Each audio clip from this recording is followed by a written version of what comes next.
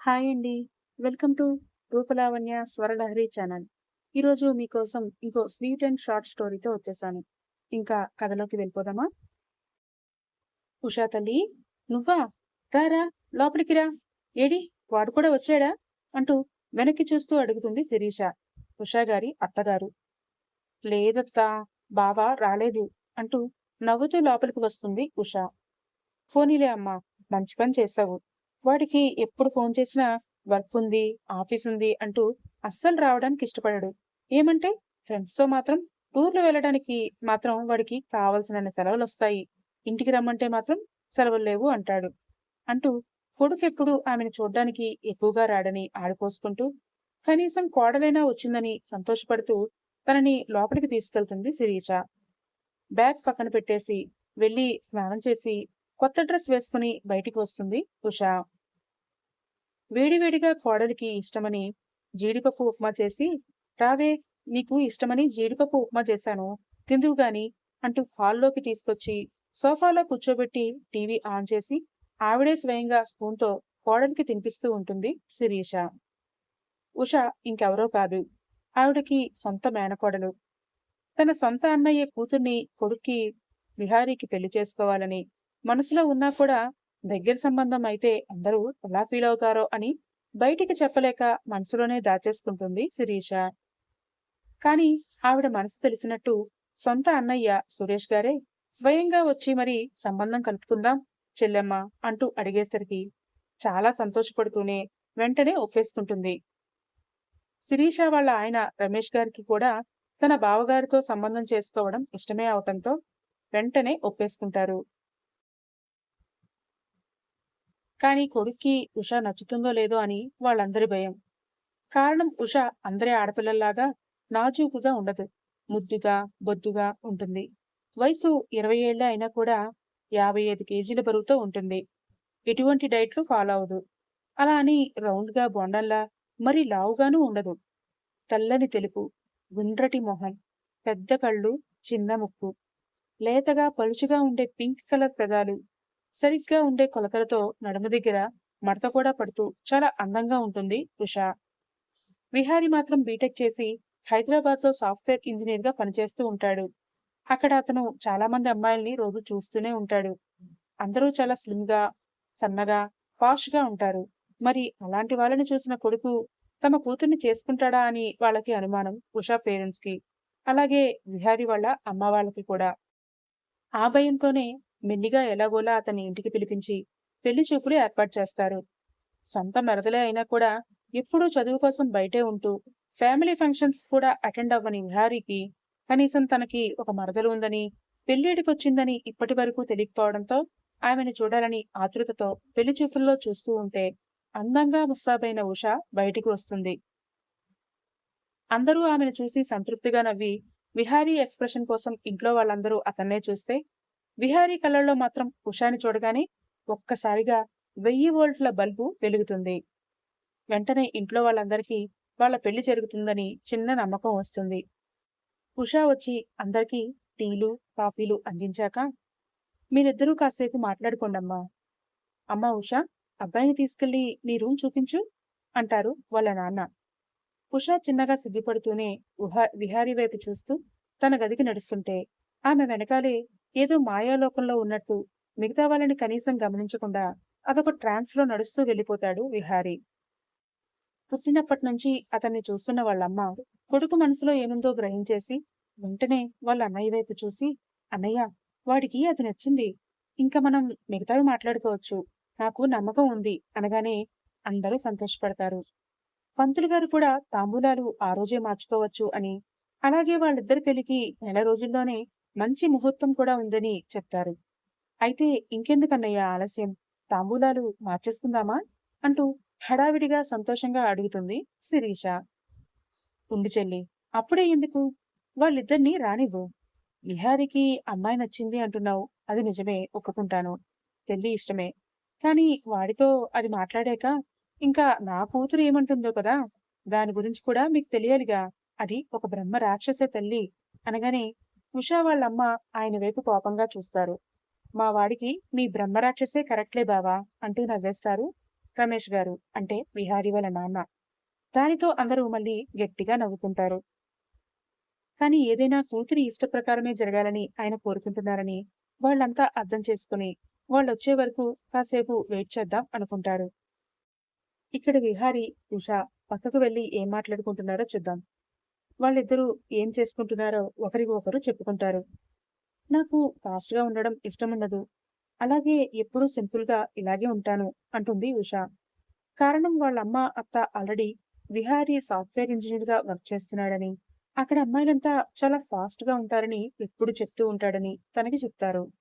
అందుకే ముందే చెప్పేస్తే అతని ఉద్దేశం తెలుస్తుంది కదా అని ఆమె అలా చెప్తుంది. ఉష, నాకు నువ్వు ఇలా ఉంటేనే ఇష్టం.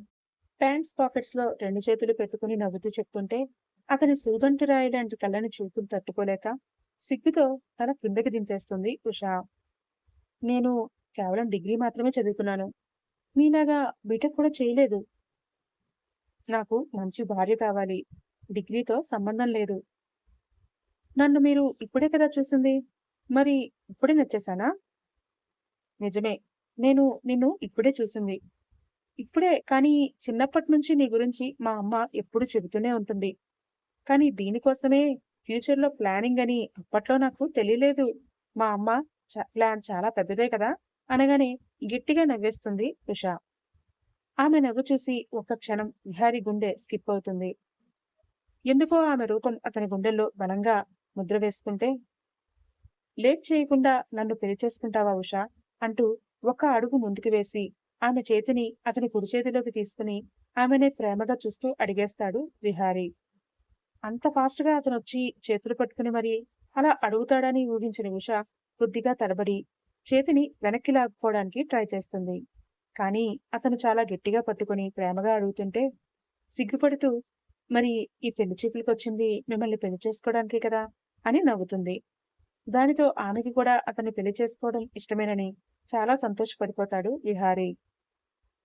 ఈలోపు అప్పటికే చాలా టైం అయిందని ఎవరో పిలుస్తుంటే ఇద్దరూ నవ్వుకుంటూ ఆ రూమ్ నుంచి బయటికి వస్తారు. బయటికి వచ్చేసరికి వాళ్ళిద్దరూ సంతోషంగా కనిపించగానే వాళ్ళకి కూడా ఈ పెళ్లి ఇష్టమేనని అర్థమయ్యి మరేం అడగకుండానే కూర్చోబెట్టి తల్లిదండ్రులు తాంబూలాలు మార్చుకుంటారు. నెల రోజుల్లో ముహూర్తం పెట్టి ఇద్దరికీ ఒక్కొక్కరే పిల్లలు కావడంతో ఎక్కడా కాంప్రమైజ్ అవ్వకుండా అంగరంగ వైభవంగా వాళ్ళ పెళ్లిని జరిపించేస్తారు. సాంప్రదాయపరంగా పుట్టింట్లో వాళ్ళకి శోభనం ఏర్పాటు చేస్తారు. ఎప్పుడెప్పుడు ఉష లోపలికి వస్తుందా అని గదిలో విహారీ ఎదురు చూస్తూ ఉంటాడు. ఫ్యాన్, ఏసీ రెండు ఆన్లోనే ఉన్నా కూడా అతనికి శరీరం అంతా వేడెక్కిపోతూ ఉంటుంది. పెళ్లి చూపుల్లో ఆమెతో మాట్లాడడమే, తర్వాత మళ్ళీ మాట్లాడడమే కుదరదు. ఇప్పుడు తన దగ్గరికి వస్తే ఎలా తీసుకోవాలి? దానికి ఆమె ఎలా రియాక్ట్ అవుతుంది? తనకి ఈ రోజు ఇష్టమే అంటుందా? లేదంటే దూరం పెట్టేస్తుందా? అని 100 ఆలోచనలతో కంగారుగా రూంలోనే అటు ఇటూ తిరిగేస్తూ ఉంటాడు విహారీ. మెల్లిగా మువ్వల శబ్దం వినిపిస్తుంటే అటువైపు చూస్తాడు. తలుపు తీసుకుని మెల్లిగా లోపలికి అడుగు పెడుతుంది ఉష. ముద్దుగా తెల్లచీర కట్టుకున్న ముద్ద బంతిగా సింపుల్ గా లోపలికి వస్తుంది ఉష. తక్కువ నగలు వేసుకున్న మల్లెపూలు పెట్టుకుని చేతి నిండా గాజులతో చేతులకి గోరింటాకుతో పాల గ్లాస్ పట్టుకుని నడిచేస్తుంటే తెలియకుండానే విహారీకి గుండె స్కిప్ ఉంటుంది. అప్పటికే రూమ్ అలాగే బెడ్ అంతా కూడా మల్లెపూలతో తోరణాలతో కట్టి అలంకరించి ఉంటాయి. బెడ్ కి పక్కగా పెద్ద ప్లేట్తో స్వీట్స్, సువాసన వెదజల్లే అగరబత్తులతోటి నిండిపోయి ఉంటే గదిలోకి రాగానే ఆ ప్రశంసతో అప్పటి వరకు ఉన్న కంగారు ఇంకాస్త ఎక్కువ అయిపోతుంది ఉషాకి. విహారీ తనకి బావ. అతనితో పెళ్లి ఆమె కూడా ఇష్టమే అయినా కూడా ఎందుకో అతని దగ్గరవ్వాలంటే ఆడపిల్లగా ఉండే కంగారు ఆమెకి ఉంటుంది కదా. మగాడు చూడ్డానికి ఎలాగైనా ఉండని, బయట అందరితో మంచిగానే ఉంటారు. కానీ పెళ్ళాలతో బెడ్రూంలో మాత్రమే తమ అసలు స్వరూపం బయటికి వస్తుంది. చాలా మంది మొగుళ్ళు అందరితో మంచిగా మాట్లాడి పేరు తెచ్చుకున్నా పెళ్ళాంతో గదిలో ఉండేటప్పుడు మాత్రం చాలా కఠినంగా, మొరటుగా ప్రవర్తిస్తూ కనీసం ఆమెకి నొప్పి కలుగుతుందా అని కూడా చూడరని విన్నది ఉష. అందుకే విహారీ మాత్రం ఎలాంటి వాడో తనతో ఎలా ఉంటాడు అని ఆలోచిస్తూ బెరుకుగానే అతని వైపు నడుస్తూ ఉంటుంది. కానీ విహారీ మాత్రం ఆమె దగ్గరికి వెళ్లి చేతిలో పాల గ్లాస్ తీసుకుని పక్కన పెట్టి మెల్లిగా బెడ్ వరకు నడిపించుకుని తీసుకొస్తాడు. ఆమె ముందుకు వంగుతుంటే భుజాలు రెండు పట్టుకుని ఏం చేస్తున్నావు అంటూ అడిగితే అమ్మ నీకు దండం పెట్టమంది బావా అంటుంది బెరుకుగా వణుకుతూ ఉష. అలాంటివేమైనా నీ మనసులో ఉంటే మర్చిపో ఉషా. మనిద్దరం ఈక్వల్. అలానే ఫస్ట్ నైట్ కాబట్టి నేను నిన్ను ఇంప్రెస్ చేయడానికి ఈ మాట చెప్తున్నా అని అస్సలు అనుకోకు. నేను నిజంగానే చెప్తున్నా. ఇప్పుడు మన మధ్య కావాల్సింది ఈ మర్యాదలు కాదు, అండర్‌స్టాండింగ్. అర్థమవుతోందా? అంటూ ఆమె చేతిని పట్టుకుని దగ్గరికి లాక్కుని, ఆమె భయం పోయే వరకు మెల్లిగా మాటల్లో పెట్టి చిన్న చిన్న జోక్స్ కూడా చెప్తూ నవ్విస్తాడు విహారీ. నిజంగానే తెలియకుండానే అతని మాయలో పడిపోతుంది ఉష. గట్టిగా పకపకా నవ్వుతూ అప్పటికే అతని దగ్గర వచ్చిన చనువుకి చేతిని పట్టుకోగానే కావాలని అతని చేతితో ఆమె నడుముపై చెయ్యి వేసి మెల్లిగా నొక్కుతాడు విహారీ. ఒక్కసారిగా ఉలిక్కిపడుతుంది ఉష. అప్పటి వరకు గలగలా మాట్లాడిన ఆమె ఒక్కసారిగా మూగపోయి సిగ్గుతో మళ్ళీ ముడుచుకుపోతుంది. ఆమెను మరింతగా అతనికి దగ్గరగా లాక్కుంటూ ఏమైంది? ఇష్టం లేదా? టైం తీసుకుందామా? అంటూ ఆమె మెడ దగ్గరికి వచ్చి చెవి దగ్గర గుసగుసగా అడుగుతాడు. అతని పెదాలు ఆమెను అస్సలు తాకవు. కాని అతని వేడి ఊపిరి మాత్రం వెచ్చగా ఆమెని తాకుతూ గిలిగింతలు పెడుతుంది.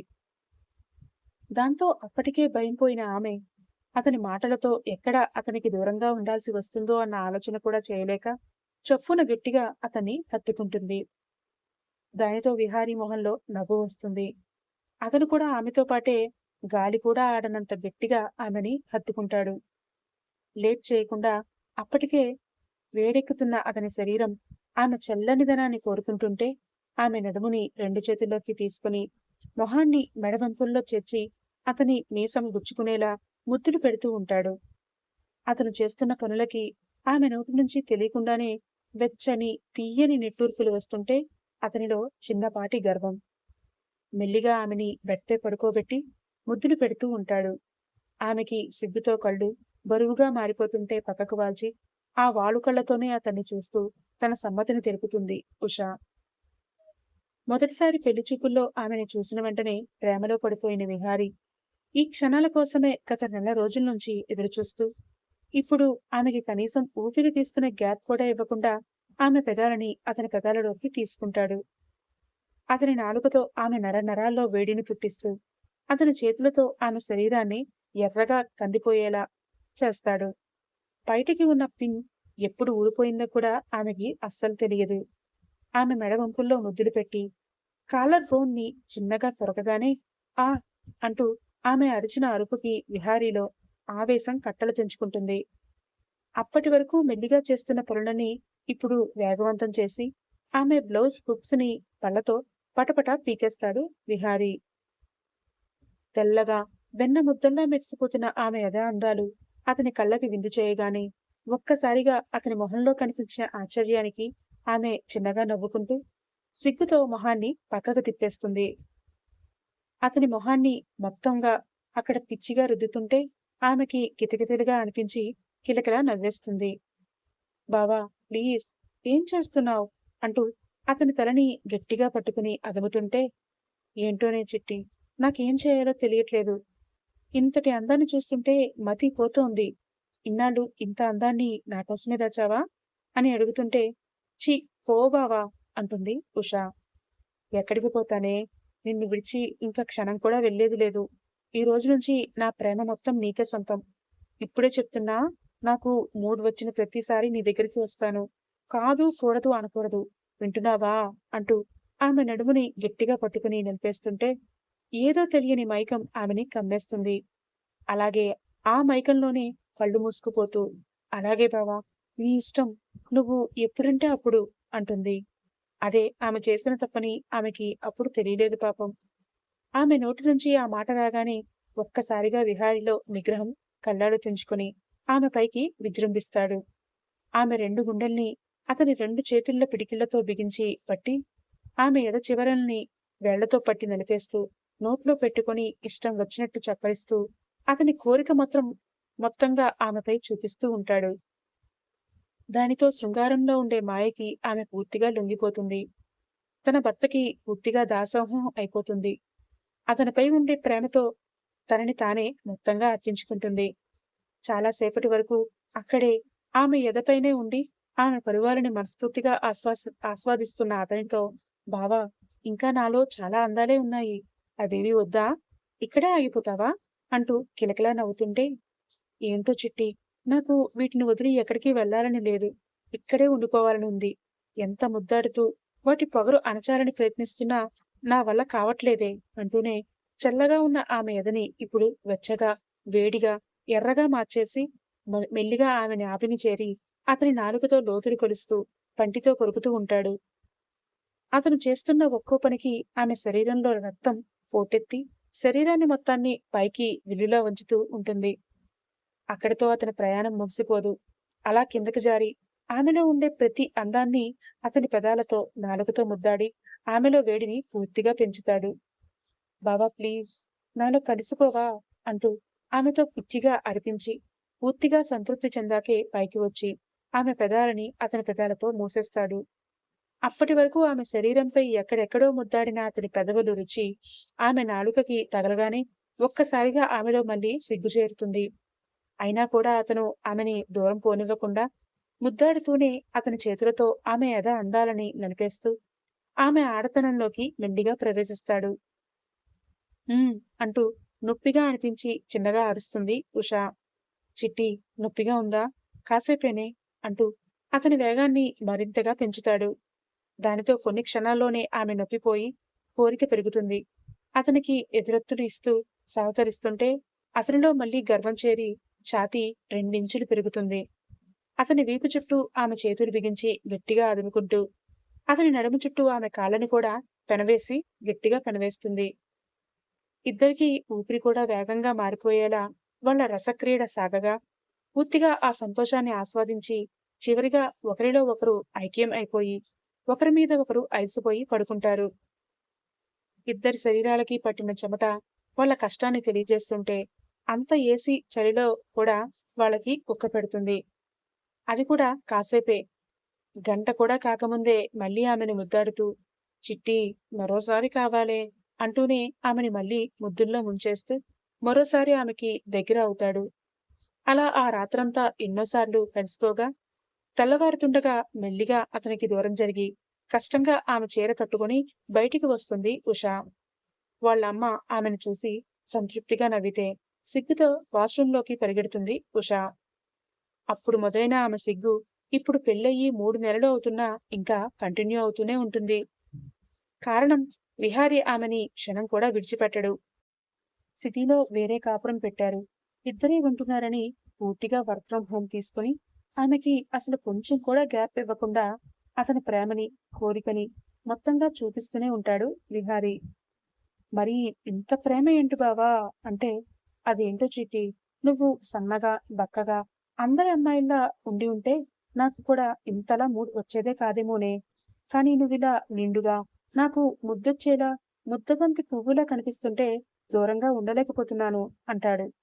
చివరికి ఒకరోజు వాళ్ళ అమ్మా నాన్న వచ్చినా కూడా పగటిపూట వాళ్ళ అమ్మా నాన్న ఉండి మాట్లాడుతూ ఉండగానే ఆమె భుజంపై చేతిని వేసి ఊపుతూ కళ్ళతోనే సైగ చేస్తాడు విహారీ. ఎంత అత్తామామ అయితే మాత్రం వాళ్ళకి అర్థం కాకుండా ఉంటుందా? అల్లుడు కూతురు సంతోషంగా ఉండాలని కదా వాళ్ళ కోరిక. అందుకే ముసిముసిగా నవ్వుకుంటూ మాట్లాడకుండా గదిలోకి వెళ్ళిపోతే కోపంగా చూస్తుంది ఉషా. కానీ ముందే చెప్పా కదా, ఎప్పుడంటే అప్పుడు మూడ్ వచ్చినప్పుడు వచ్చేయాలి అని అంటూ ఆమెని భుజం మీద ఎత్తుకొని వద్దంటూ గోల పెడుతున్నా కూడా బెడ్రూంలోకి తీసుకెళ్లిపోతాడు. కానీ అది 2 నిమిషాలే. ఆ తర్వాత ఆమెలో కూడా వేడిని పుట్టించి తర్వాత తనంతట తానే అతనికి దగ్గరయ్యేలా చేసుకుంటాడు విహారీ. మొదట్లో అతను చూపించే పిచ్చి ప్రేమకి పూర్తిగా లొంగిపోతుంది ఉష. పెళ్ళైన కొత్తలో అందరూ అలాగే ఉంటారులే అని సరిపెట్టుకుంటుంది. కానీ అతనిలో మార్పు అనేదే ఉండదు. రాను రాను ఇంకాస్త కోరిక ఎక్కువయ్యి రోజులో 5 నుంచి 6 సార్లు ఆమెతో కలిసిపోతుంటే ఆమె శరీరం మాత్రం ఎంతని సహకరిస్తుంది. బావా, ప్లీజ్ అంటూ అప్పటికీ చెప్తున్నా కూడా ఒకటే మాట. మూడ్ వచ్చినప్పుడల్లా దగ్గరవుతాను అని మాటిచ్చావు కదా చిట్టి, మాట్లాడకే ప్లీజ్, కాసేపేనే అంటూ ఆమెని పూర్తిగా దగ్గర చేసుకుంటూ ఉంటాడు. ఒకసారి సిటీలోనే ఉన్న వాళ్ళ ఉషా ఫ్రెండ్స్ అంతా వచ్చి మాట్లాడుతుంటే అప్పుడు కూడా వాళ్ళందరి ముందే పెళ్ళాం భుజంపై కోరికతో గోకుతాడు. వాళ్ళంతా అర్థమై నవ్వుకుంటూ సిగ్గుగా అక్కడి నుంచి వెళ్ళిపోతారు. దానితో వాళ్ళందరి ముందు అంబారసింగ్ గా అనిపిస్తుంది ఉషాకి. ఇంకా నెక్స్ట్ డే నుంచి వాళ్ళు ఫోన్ చేసి మీ మూడొచ్చే ముగురు గారు ఎక్కడున్నారే ఉషా అంటూ వెక్కిరిస్తూ ఉంటారు. అందుకే కోపం వచ్చి పుట్టింటికి వెళ్ళలేక తన అత్తవారింటికి వచ్చేస్తుంది బ్యాగ్ పట్టుకుని. ఇప్పుడు అదంతా తన అత్తగారైన శిరీష గారికి చెప్పి ఏం చేయాలత్తా, నాకేం తోచట్లేదు, నువ్వే ఏదైనా ఐడియా ఇవ్వు ప్లీజ్ అంటూ అడుగుతుంది.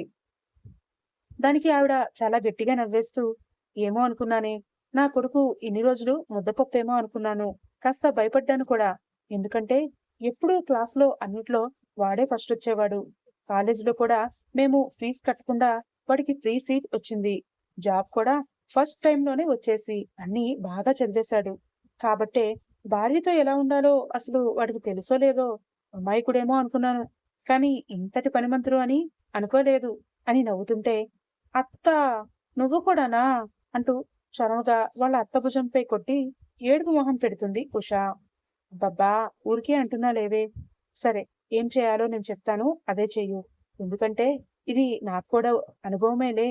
దీనిలో మాత్రం వాడికి ఖచ్చితంగా మీ మావగారి పోలికలే వచ్చాయి అంటూ ఆవిడ కూడా సిగ్గుపడేసరికి నోటి మీద చెయ్యి వేసుకుని కళ్ళు పెద్దవి చేసి ఆశ్చర్యపోతుంది ఉషా.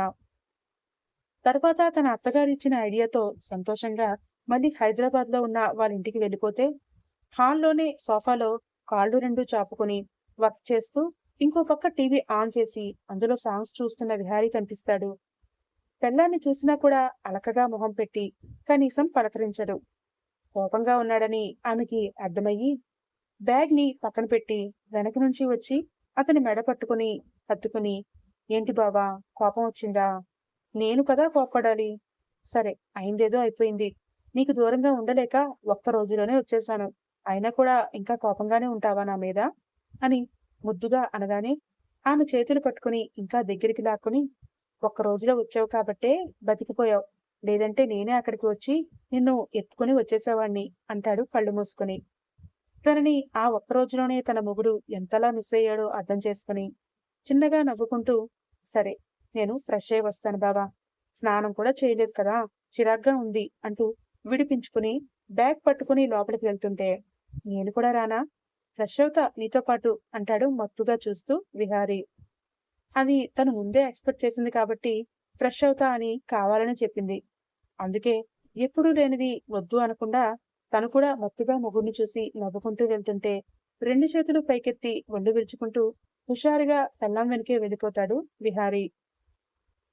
ఇద్దరూ వాష్రూంలోకి వెళ్లి షవర్ ఆన్ చేసి ఆ చల్లటి నీటి జల్లుల్లో ఒకరినొకరు గట్టిగా హత్తుకుని ఒక్కరోజైనా సరే మిస్ అయిన ఫీలింగ్ ని పూర్తిగా పోగొట్టుకుంటూ ఉంటారు.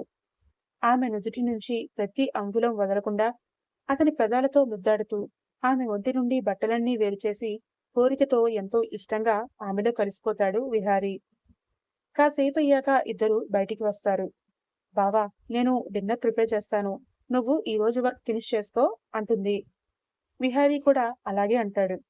డిన్నర్ అవ్వగానే ఈసారి ఎప్పుడూ లేనిది ఆమెనే అతని చేతిని పట్టుకుని బెడ్రూంలోకి తీసుకెళ్లి గట్టిగా హత్తుకుని ప్రేమను చూపిస్తూ తనే యాక్టివ్ పార్ట్ తీసుకునేసరికి ఆశ్చర్యపోతూనే మరింత ఇష్టంగా ఆమెలో కరిగిపోతాడు విహారీ. కానీ ఈసారి నుంచి అతనికి టార్చర్ మొదలవుతుంది.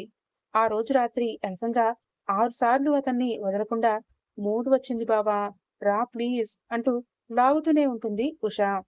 ఇన్ని రోజులు అతను బలవంతంగా ఆమెని లాగుతున్నట్టు ఫీల్ అవుతుంటే, ఈ రోజు మాత్రం కేవలం ఒక్క రోజు మిస్ అయినందుకే ఇంతలా ప్రేమ చూపిస్తుంటే మరింతగా పొంగిపోతూ ఉంటాడు విహారీ. కానీ అది ఒక రోజుతో ఆగదని అతనికి కూడా తెలియదు పాపం. అందుకే వరుసగా వారం రోజులు అదే పనిగా మూడ్ వచ్చింది అంటూ అతని ప్రాణం తినేసి ఆఫీస్ వర్క్ చేస్తున్నా కూడా ల్యాప్టాప్ పక్కకు విసిరేసి అతని మీదకి చేరిపోయి చీరకు బయట కొంగు తనే పక్కకు తీసి ఆమె ఎదలో అతని మొహాన్ని దాచుకుంటూ ఊపిరి కూడా ఆడకుండా అతనికి స్వర్గాన్ని చూపిస్తూ ఉంటుంది ఉషా. దెబ్బకి 4 రోజుల్లోనే విహారికి నీరసం కమ్మేసి, ఒసే చిట్టి, ఏమైందే నీకు, నీ మూడ్తో నా ప్రాణమంతా తీస్తున్నావు, కనీసం వర్క్ కూడా చేసుకునివ్వవా అంటూ ఏడుపు మొహం పెడతాడు. అదేంటి బావా, ఇన్నాళ్ళు మూడు వచ్చింది అంటే నేనెప్పుడైనా రాకుండా ఉన్నానా? మరి నాకు మూడు వస్తే నువ్వు రావా అంటూ కావాలనే మొహం పెట్టి అడిగేసరికి మళ్ళీ కరిగిపోతాడు వెన్నముద్దల విహారి. కానీ ఇంకో 2 రోజుల్లోనే అతనికి తెలిసొస్తుంది. మగాడి కోరిక అలలాంటిది అయితే, ఆడదాని కోరిక ఉప్పెన లాంటిది అని, అది అందర్నీ ముంచేస్తుంది అని. అందుకే చేతులెత్తేసి పెళ్ళాం కాళ్ళు పట్టుకుని బ్రతిమలాడటం మొదలుపెడతాడు. చిట్టి, వద్దే, ఇంక చాలు. నాకు బుద్ధొచ్చింది. చక్కగా ఆఫీస్‌కి వెళ్తానే. నన్ను వదిలేవే తల్లీ. మళ్ళీ ఎప్పుడు మూడ్ వచ్చింది అంటూ నిన్ను అందరి ముందు ఇబ్బంది పెట్టనే అంటే అప్పుడు కిలకిలా నవ్వేస్తుంది ఉషా. గుడ్. నీకు తెలియాలని ఇలా చేశాను బావా. ఏది, ఎప్పుడు, ఎక్కడ, ఎలా, ఎంతవరకు అవసరమో అలాగే చేయాలి. అర్థమవుతోందా? అనగానే అర్థమైంది పెళ్ళాం గారు, అర్థమైంది అంటాడు. మళ్ళీ అతన్ని పైకి లాక్కుని, అయితే ఇప్పుడు డైనట్టేనా? మత్తు కళ్ళతో చూసి అడిగేసరికి గట్టిగా నవ్వేస్తూ ఆమె పైకి చేరిపోతాడు విహారీ. అలా వాళ్ళ జీవితం 3 ముద్దులు, 6 కౌగిలింతలతో గడిచిపోతూ ఉంటుంది. సమాప్తం. మీకు ఈ కథ నచ్చిందనే అనుకుంటున్నాను. నచ్చితే కామెంట్స్‌లో చెప్పడం మర్చిపోకండి. అలాగే ఈ కథని ఫాస్ట్‌గా రాసేసి మీకు లేట్ అవుతుందని ఇవ్వడం వల్ల తప్పులేవి అసలు సరిదిద్దనే లేదు. అందుకే ఈ ఒక్కసారికి క్షమించేయండి. Thank you. మీ రూపలావణ్య.